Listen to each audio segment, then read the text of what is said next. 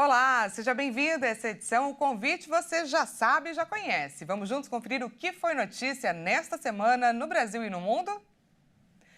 Um levantamento mostrou que quase metade dos microempreendedores individuais do país precisa de empréstimo para manter o negócio ativo. A repórter Maria Clara Leite traz para a gente os detalhes. A pesquisa realizada pela plataforma Mais MEI mostrou que 49% dos microempreendedores individuais possuem faturamento limitado e pouco capital para investimentos. Por isso, precisam de suporte financeiro dos bancos para alavancar ou até mesmo para sustentar suas empresas. Só que cerca de 40% dos entrevistados disseram à plataforma que tiveram solicitações de empréstimo negadas. E o principal motivo para isso foi a negativação do nome de quase metade deles. E aí a saída encontrada por 35% desse montante que teve empréstimo negado por bancos foi recorrer a familiares e amigos. A plataforma que realizou a pesquisa sugere o microcrédito como alternativa mais acessível a quem é MEI. Um mecanismo que consiste na concessão de empréstimos de pequeno valor a microempreendedores formais e informais, normalmente sem acesso ao sistema financeiro tradicional. Para a realização desse levantamento, a Mais MEI ouviu cerca de 6 mil microempreendedores individuais de todo o país. E por falar em nomes negativados, mais de 8 bilhões de reais em dívidas já foram renegociadas pelos bancos em 4 semanas do programa Desenrola Brasil. O levantamento aponta ainda que 5 milhões de clientes com dívidas bancárias de até R$ 100 conseguiram limpar o nome. A Federação Brasileira de Bancos informou que entre 17 de julho e 11 de agosto, o Desenrola Brasil somou 8 bilhões e 100 milhões de reais em dívidas renegociadas por bancos. Os números dizem respeito à faixa 2 do programa, em que débitos bancários são renegociados por bancos em condições especiais. São incluídas dívidas de clientes com renda superior a 2 salários mínimos e menor do que R$ 20 mil e que não estejam incluídos no cadastro único. Para a Febraban, em setembro, com expansão da faixa 1, a adesão ao programa vai crescer muito.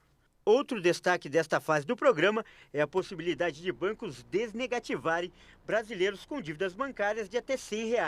Segundo a Febraban, até aqui, 5 milhões de clientes tiveram o nome limpo.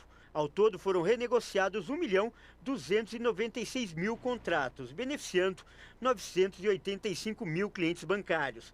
A adesão ao programa vai até o dia 31 de dezembro.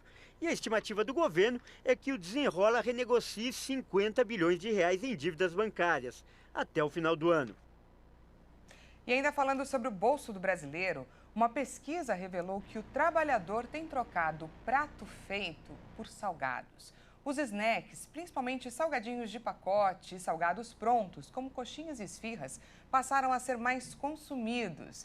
As refeições deixaram de ser prioridade entre os brasileiros que comem fora de casa por causa da pandemia, por conta também da falta de tempo do custo da alimentação, que aumentou mais de 35%. Entre os anos de 2019 e 2022, a procura por refeições completas caiu de 7% para 4%. Já os salgados passaram de 11% para 15% da preferência. De acordo com dados da Kantar Consultoria, as classes D e E são as principais responsáveis pelo aumento do consumo de salgados. E São Paulo é a cidade com o maior número de padarias do mundo. Mas o segmento de panificação sofre com a falta de mão de obra especializada. Mais de 10 mil vagas estão abertas só na Grande São Paulo. E para diminuir esse déficit, uma fundação da capital paulista capacita jovens para trabalhar como padeiros e confeiteiros. A reportagem é do Leonardo Félix. Assim como uma massa de pão ou de bolo, o sonho desses jovens cresce com uma ação que propõe transformação pela educação profissional, empregabilidade e geração de renda. Segundo o Sindicato dos Industriais de Panificação e Confeitaria de São Paulo, Sampa Pão, atualmente existem cerca de 87 mil padarias no Brasil, 22 mil no estado. Somente a capital conta com mais de 6 mil padarias, um recorde mundial. Os estabelecimentos paulistas faturam por ano 40 bilhões de reais e geram 330 mil empregos diretos e 560 mil indiretos. Para aproveitar essa oportunidade e atender a demanda de mão de obra do setor, uma empresa multinacional do ramo alimentício criou um projeto de inclusão social. A fundação, localizada na zona oeste da capital paulista, oferece um curso de panificação e confeitaria que garante emprego nas padarias para jovens de 18 a 29 anos que moram na periferia da cidade. Esse é o caso da Luísa e do Luiz Henrique, que moram na zona leste da capital e enxergam no projeto de Grão em Pão uma chance de mudar de vida. Meu maior sonho é fazer um intercâmbio. Eu quero muito aprender também outras culinárias de lá fora, fazer outras confeitarias de lá fora. Então quero muita experiência aqui, quero trabalhar muito aqui e depois ir para fora. Sempre vi as padarias, quero fazer isso, é algo que eu quero fazer na minha vida.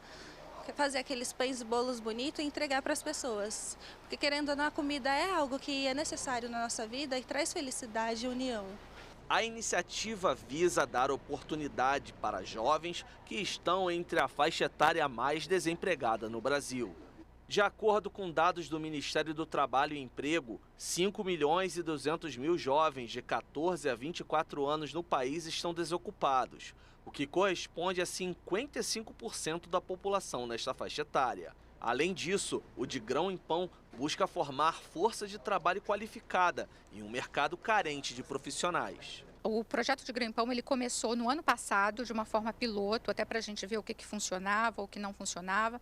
Nós estamos indo para a segunda turma que está sendo formada aqui em São Paulo e ainda teremos mais 3 turmas esse ano, mais uma no estado de São Paulo, uma em Recife e uma no Rio de Janeiro. Ao todo, este ano, 62 jovens serão formados. Os jovens participantes do De Grão em Pão recebem durante os 5 meses de curso auxílio para transporte e alimentação, além de todo o material necessário para as aulas técnicas, ministradas por chefes de cozinha. Normalmente, a capacitação profissional representa a chance de ingresso no primeiro emprego. Ele é um curso que ele está muito atento às questões de inclusão social, então a gente está muito atenção à questão da mulher, a questão do negro, pessoas com deficiência, pessoas em situação de refúgio, para que de fato você consiga oportunizar uma inserção social para pessoas que estão em busca muitas vezes do primeiro emprego ou estão desempregadas em busca do emprego. E a gente trabalha isso muito atento às cadeias onde a empresa atua. Há oportunidades também para imigrantes, como Rodolfo, que veio do Haiti e sonha com uma vida melhor para ele e toda a família. Tenho 25 anos, moro na Zona Sul, Diadema, e eu estou aqui há 7 meses. Eu decidi vir para cá e correr atrás dos meus sonhos. Eu vou entrar no mercado do trabalho, eu vou correr atrás, conhecer mais coisas no mercado, porque eu nunca trabalhei na minha vida e eu acho que é isso. Quem sabe mais para frente conquistar, abrir uma coisa aqui. Há também aqueles que querem transformar a sociedade. Ellen está se formando e quer levar o conhecimento que adquiriu no curso para incentivar e formar mulheres na comunidade onde mora.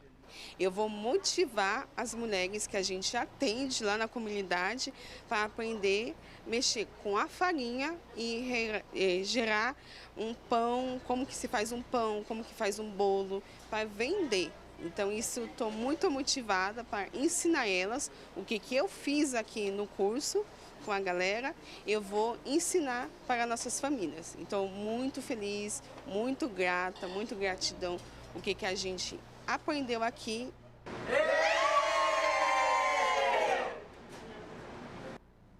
E agora vamos olhar um pouco para fora do Brasil. Uma das principais propostas do candidato Javier Milei, que venceu as eleições primárias da Argentina, é a dolarização da economia. Mas o que será que essa medida significa na prática? O economista Rica Mello comentou o assunto. Vamos ouvi-lo. Dolarização para a Argentina já foi tentado lá no governo Menem, a gente está falando da década de 90 e não deu certo. Terminou em 2001 com a Argentina não pagando dívidas em dólar que eles tinham, porque eles realmente não tinham condições de pagar aquelas dívidas, porque quando você dolariza uma economia, você precisa de uma economia forte, uma economia que gere divisas, uma economia que seja ajustada em relação às despesas e às receitas. E isso não acontece na Argentina. A Argentina tem uma receita menor que as despesas, e para fazer isso, o que a Argentina teria que fazer? Aumentar imposto, reduzir custo, cortar a previdência, ou seja, todas iniciativas muito difíceis de serem feitas, que seriam necessárias para que a Argentina conseguisse de fato arrumar as contas. Então, dolarização é uma coisa que seria muito ruim para a Argentina e atrapalharia aquilo que já acontece na Argentina, que é esse caos financeiro. Só que, provavelmente, esse tipo de iniciativa difícil, um pouco fora da caixinha, né, coisas mais mirabolantes, é o que pode acontecer lá, porque a população tem empobrecido muito nos últimos anos e espera uma resposta dos governantes. E essa resposta, não dos governantes, mas do pessoal que está participando da eleição, são essas respostas mais fáceis de se falar. Vamos acabar com o Banco Central, vamos dolarizar a economia, ou seja, vamos fazer grandes movimentos para ver se a gente muda aqui o que está acontecendo com o país. Mas a Argentina só consegue melhorar e só consegue mudar se ela de fato cortar custo na carne, se ela tentar aumentar as receitas que ela tem, e isso é com iniciativas econômicas, políticas sérias, e não com discursos fáceis de se fazer, difíceis de se implementar e que tem pouca efetividade de fato, que é o caso da dolarização na Argentina. E veja a seguir, um novo estudo revela que ser uma pessoa com hábitos matutinos pode estar relacionado ao desenvolvimento do Alzheimer. E você vai conhecer também a história da cachorrinha motoboy, ou melhor, motodog. Os detalhes você confere depois do intervalo.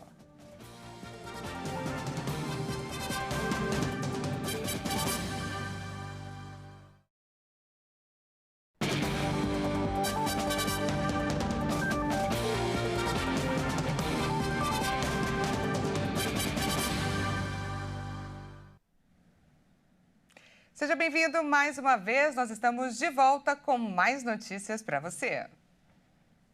Um novo estudo realizado pelo Imperial College London mostrou que ser uma pessoa com hábitos matutinos pode, de certa maneira, estar relacionado ao desenvolvimento do Alzheimer. A pesquisa observou mais de 500 mil de indivíduos e analisou suas informações genéticas e seus padrões de sono. Aqueles com o dobro de risco genético de Alzheimer tinham 1% mais probabilidade de ser uma pessoa que costuma ir para a cama cedo, que acorda cedo e que pareciam dormir menos. Mas é necessário deixar claro que esses resultados não significam que o hábito resulte em demência ou que todas as pessoas matutinas vão ter Alzheimer no futuro, mas que pode ser um indicativo precoce da doença. Os pesquisadores disseram ter descoberto que aqueles que estão geneticamente em risco de contrair Alzheimer têm maior probabilidade de ser pessoas matutinas, mas que não foi encontrado nenhum efeito dos traços do sono sobre o risco da doença, que se manifesta pela deterioração cognitiva e da memória, comprometendo habilidades de pensamento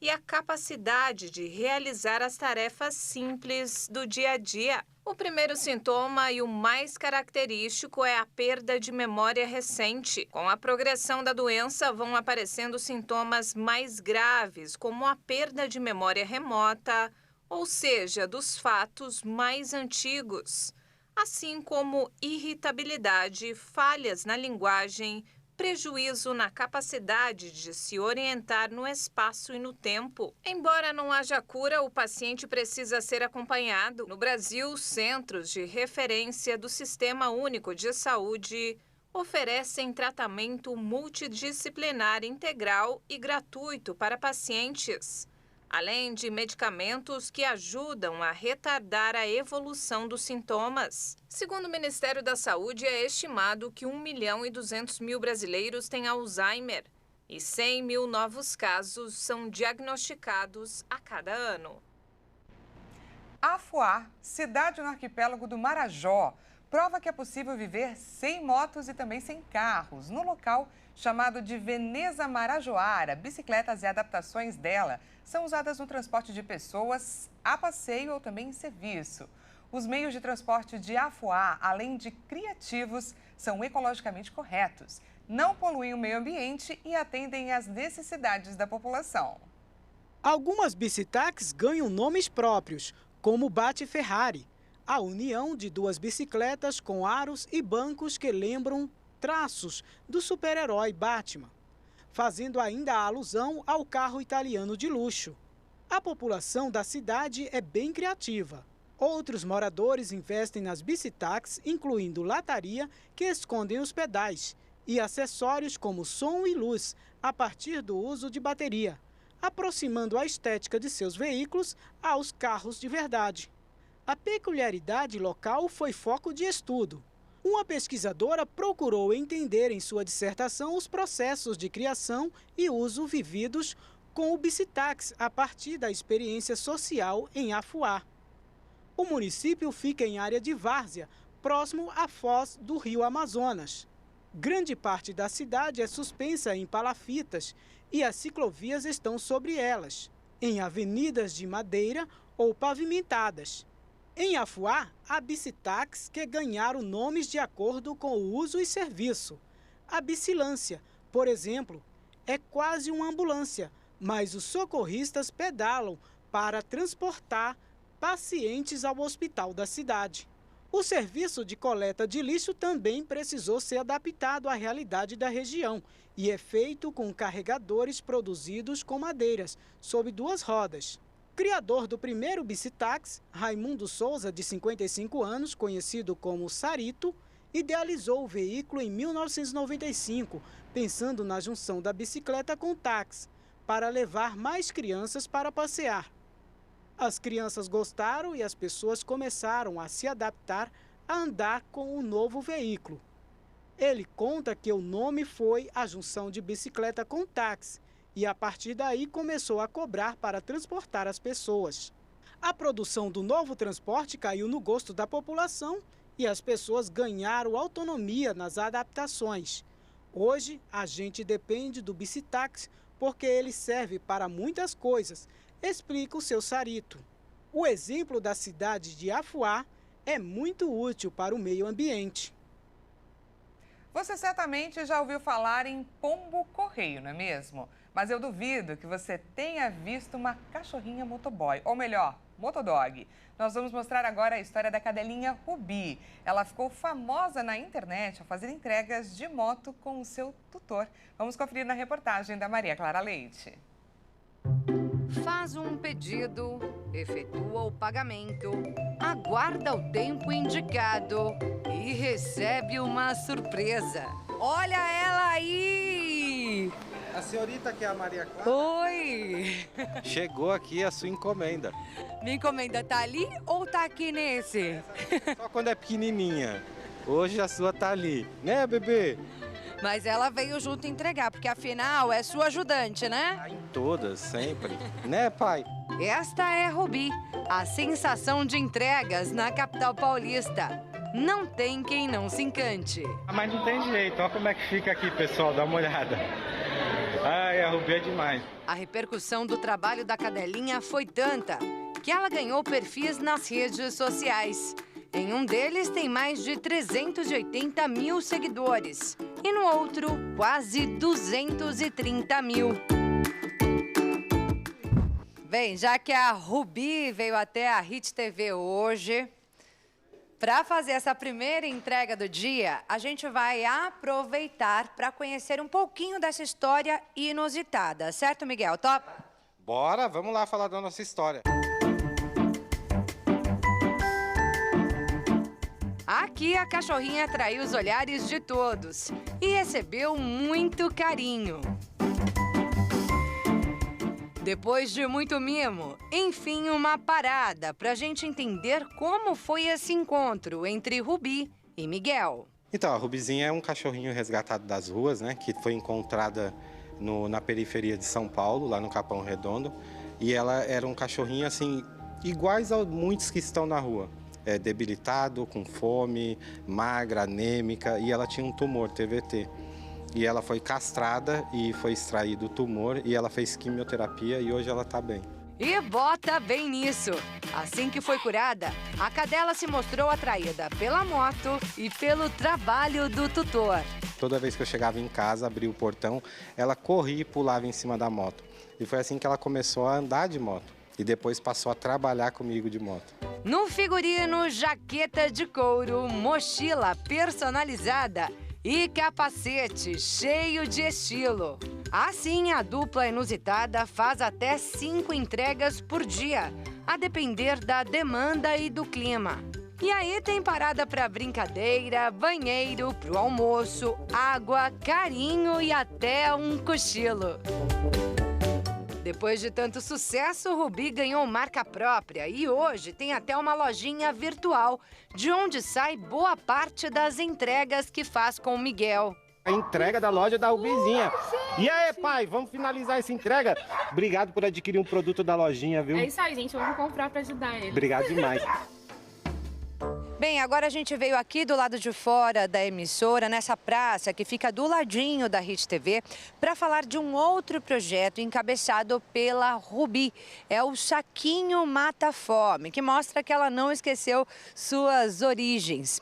A Rubi, junto com o Miguel, entrega saquinhos de ração para moradores de rua com pet. Um projeto que começou lá na pandemia, né, Miguel? Esse projeto começou na pandemia pela necessidade de os cachorrinhos que estavam à deriva, vagando pelas ruas. E hoje a gente já doou mais de 6 toneladas de ração. E dá para entregar mais, né? Vamos tentar encontrar alguém aqui? Bora lá. Vamos, é o que a gente gosta de fazer, né, pai? Bora lá. É, a cadelinha tem mesmo muito trabalho. Mas fica claro que faz tudo com prazer. Ao invés de ficar em casa aguardando o tutor chegar, é companheira de lutas e o grande amor da vida dele. A Rubi transformou minha vida e os meus dias.